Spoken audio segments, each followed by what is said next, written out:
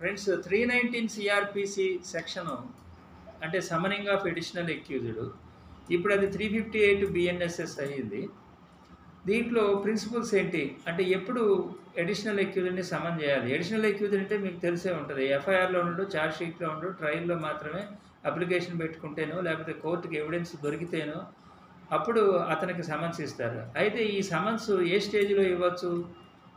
ట్రయల్లో ఇవ్వచ్చా, reserve అయిన తర్వాత order reserve అయిన తర్వాత ఇవ్వచ్చా, ఆర్గ్యుమెంట్స్ అయిపోయిన తర్వాత ఇవ్వచ్చా, జడ్జిమెంట్ ఇచ్చాక ఇవ్వచ్చా, ఇట్లా రకరకాల క్వశ్చన్స్ ఉన్నాయి.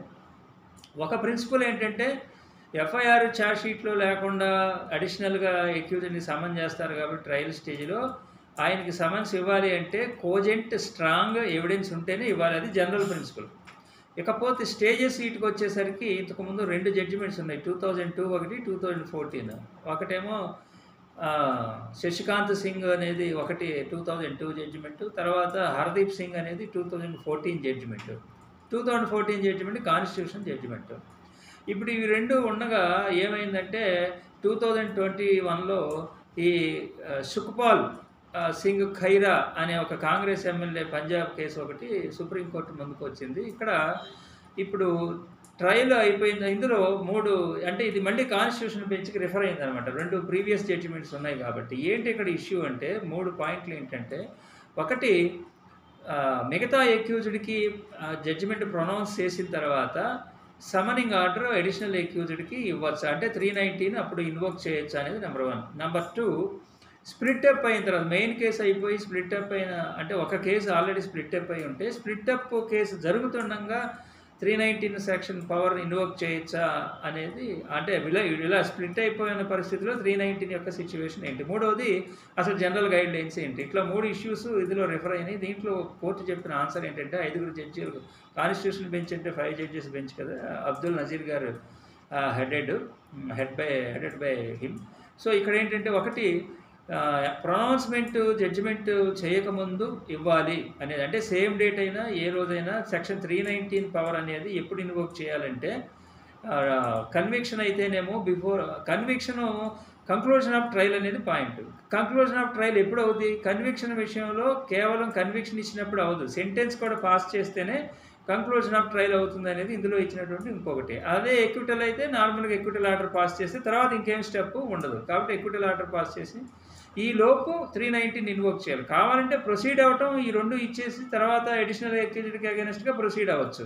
కానీ పవర్ని ఎక్సర్సైజ్ చేయడం మాత్రం before pronouncement of conviction or acquittal అయిపోయింది. నెక్స్ట్ స్టెప్ వచ్చి స్ప్లిట్ అప్ అయి ఉన్నప్పుడు ఏంటి పరిస్థితి అంటే, మెయిన్ కేసులో ఉన్న ఎవిడెన్స్ కాకుండా స్ప్లిట్ అప్ అయి ఉన్న కేసులో ఆ ఎక్యూజ్డ్ కోసం ఏ ఎక్యూజ్డ్ కోసం అయితే స్ప్లిట్ అప్ అయి ఉందో ఆయన ప్రజెన్స్ సెక్యూర్ చేసుకున్నాక అప్పుడు 319 గురించి ఎక్సర్సైజ్ చేసి ఆ కేసులో ఇన్వాల్వ్మెంట్ అతనికి ఎట్లా ఉందో ఏంటో చూసి అడిషనల్ ఎక్యూజ్డ్కి అప్పుడు డిసైడ్ చేసి ఎవిడెన్స్ ప్రకారం ఎక్సర్సైజ్ చేయాలి. దీనికి మెయిన్ కేసులో ఉన్న ఎవిడెన్స్ తీసుకోవడానికి లేదని చెప్పడం జరిగింది. అది 2వ పాయింట్. 3వ పాయింట్ వచ్చేసరికి గైడ్ లైన్స్. దీనికి 12 రకాల గైడ్ లైన్స్ ఇచ్చారు. ఈ 12 గైడ్ లైన్స్ కూడా స్టేజెస్ని బట్టి ఇచ్చారు. ఇప్పుడు ఈ 12 గైడ్ లైన్స్లో 1 నుంచి 7 వరకేమో ట్రయల్ జరుగుతుండగా 319 ఎక్సర్సైజ్ పవర్ ఎక్సర్సైజ్ చేయాల్సి వస్తే ఏంటి సిచ్యువేషన్ అనేది. 8వదేమో స్ప్లిట్ అప్కి సంబంధించింది. 9 నుంచి 12 వరకేమో జడ్జిమెంట్ రిజర్వ్ అయిపోయిన తర్వాత 319 సిచ్యువేషన్ వస్తే ఏంటి అనేది. ఈ మొత్తం 3 స్టేజెస్కి సంబంధించి 12 గైడ్ లైన్స్ ఇవ్వడం జరిగింది. దీంట్లో మొట్టమొదటి ఏంటంటే, ఎప్పుడైతే ఫస్ట్ గైడ్ లైన్స్ చెప్పేది ఏంటంటే, ట్రయల్ జరుగుతుండగా ఎప్పుడైతే కోర్టు కానీ ఫైండ్ అవుట్ చేయడం కానీ లేదా ఎవరైనా అప్లికేషన్ పెట్టుకొని అడిషనల్ అక్యూజ్డ్గా సమన్ చేయమంటే ఇప్పుడు ఇమీడియట్గా మిగతా ట్రయల్ పాజ్ చేయాలి. అంటే మిగతా ట్రయల్ అంటే మనం దాన్ని మెయిన్ ట్రయల్ అని అనుకుందాం, దాన్ని మెయిన్ ట్రయల్ అని పిలుద్దాం క్లారిటీ కోసం. సో మెయిన్ ట్రయల్ని పాజ్ చేసేయాలి. తర్వాత సెకండ్ స్టెప్ ఏంటి? డిసైడ్ చేయాలి. ఏం డిసైడ్ చేయాలి? అసలు సమన్స్ ఇవ్వాలా ఇవ్వక్కర్లేదా? మీకు నేను ఇందాక చెప్పుకున్నాం కదా, సమన్ ఇవ్వాలంటే స్ట్రాంగ్ అండ్ కోజెంట్ ఎవిడెన్స్ ఉండాలి. కాబట్టి అది ఫస్ట్ డిసైడ్ చేయాలి. అది 2వ పాయింట్. ఇక 3వ పాయింట్ వచ్చేసరికి, ఇప్పుడు ఎప్పుడైతే డిసైడ్ చేసామో ఆర్డర్ పాస్ చేసేసి ఇవ్వాలి అనుకున్నారనుకోండి, ఆర్డర్ పాస్ చేసి మెయిన్ ట్రయల్ ప్రొసీడ్ అయిపోవచ్చు. సో దానికేమీ ఇబ్బంది లేదు. అయితే మెయిన్ ట్రయల్ ప్రొసీడ్ అయ్యే ముందు సమనింగ్ ఆర్డర్ గురించి పాస్ చేయాలి. అది 3వ పాయింట్లో ఉన్నది ఏంటంటే, నువ్వు ఒకవేళ సమన్ ఆర్డర్ ఇవ్వాలి అని కనుక డిసైడ్ అయితే అంటే రెండో స్టెప్‌లో 2 ఆప్షన్స్ వస్తాయి. ఇవ్వాలా? ఇవ్వక్కర్లేదా? అనేది సమన్ ఆర్డర్. ఇవ్వాలి అనుకుంటే ఓకే ఇచ్చేయి. కానీ బిఫోర్ ప్రొసీడింగ్ మెయిన్ ట్రయల్ దాని ముందు ఇచ్చేసేయి. ఇక నాలుగవది ఏంటంటే సరే ఇచ్చావు సమన్ ఆర్డర్ ఇస్తున్నావు. ఇచ్చినప్పుడు నువ్వు ఎట్లా ప్రొసీడ్ అవ్వాలి? అంటే మెయిన్ ట్రయల్‌తో కలిపి జాయింట్‌గా వెళ్తావా? లేకపోతే సెపరేట్‌గా వెళ్తావా? అది డెసిషన్ తీసుకోవాలి. మైండ్ అప్లై చేసి అక్కడ డెసిషన్ తీసుకోవాలి. ఇప్పుడు ఇక్కడ మళ్ళీ 2 ఆప్షన్స్ వస్తాయి. నువ్వు ఉన్న ఎవిడెన్స్‌ని బట్టి రకరకాల కేసులో ఉన్న పరిస్థితిని బట్టి నువ్వు 2 డెసిషన్‌లు తీసుకోవచ్చు. జాయింట్ ట్రయల్ తీసుకోవచ్చు, సెపరేట్ ట్రయల్‌గా ప్రొసీడ్ అవ్వచ్చు అని తీసుకోవచ్చు. జాయింట్ ట్రయల్ గనక అయ్యే లెక్కైతే నువ్వు ఫ్రెష్ సమనింగ్ అక్యూజ్డ్‌కి ఇచ్చిన తర్వాత అతను వచ్చిన తర్వాత ఏదో అడిషనల్ అక్యూజ్డ్‌కి సమన్స్ ఇచ్చావు కదా! అతను వచ్చిన తర్వాత ఫ్రెష్ ట్రయల్ స్టార్ట్ చేసుకోవాలి. ఏది జాయింట్‌గా వెళ్ళాలి అనుకుంటే. అదే సెపరేట్ అనుకుంటే ఏంటి సిచ్యువేషను? అంటే సెపరేట్ అనుకుంటే మళ్ళీ మనం ఏం చేయొచ్చు? ఒక ఆర్డర్ పాస్ చేసి ఆయనకి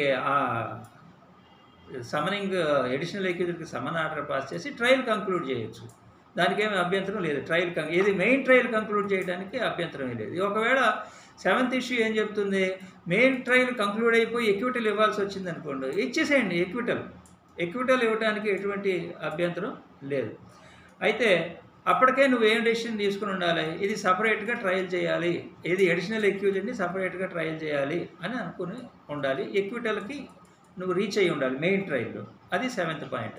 ఇక 8th పాయింట్ వచ్చేసరికి స్ప్లిట్ అప్ వచ్చేసరికి నువ్వు స్ప్లిట్ అప్ అయి ఉన్న కేసులో రెండో కేసులో ఆయన్ని 319 పవర్‌ని ఎక్సర్సైజ్ చేయాలనేది అక్కడ ఉన్నటువంటి ఎవిడెన్స్‌ని బట్టి నువ్వు డిసైడ్ చేసుకోవాలి. అలా ఒకసారి డిసైడ్ చేసిన తర్వాత అది కూడా ఇప్పుడు స్ప్లిట్ అప్ అయ్యి ఎవరి కోసం స్ప్లిట్ అప్ అయ్యి ఉందో ఆయన్ని పిలిచిన తర్వాత ఆయన అటెండ్ అయిన తర్వాత ఇది డిసైడ్ చేసి నువ్వు కంటిన్యూ చేసుకోవచ్చు. అంటే దాన్ని ఎవిడెన్స్‌ని బేస్ చేసుకోవాలి. అంటే సెకండ్ కేసులో స్ప్లిట్ అప్ అయి ఉన్న కేసులో ఇతని ఇన్వాల్వ్‌మెంట్‌కి టు దట్ ఎఫెక్ట్ ఎవిడెన్స్ ఉందా లేదా?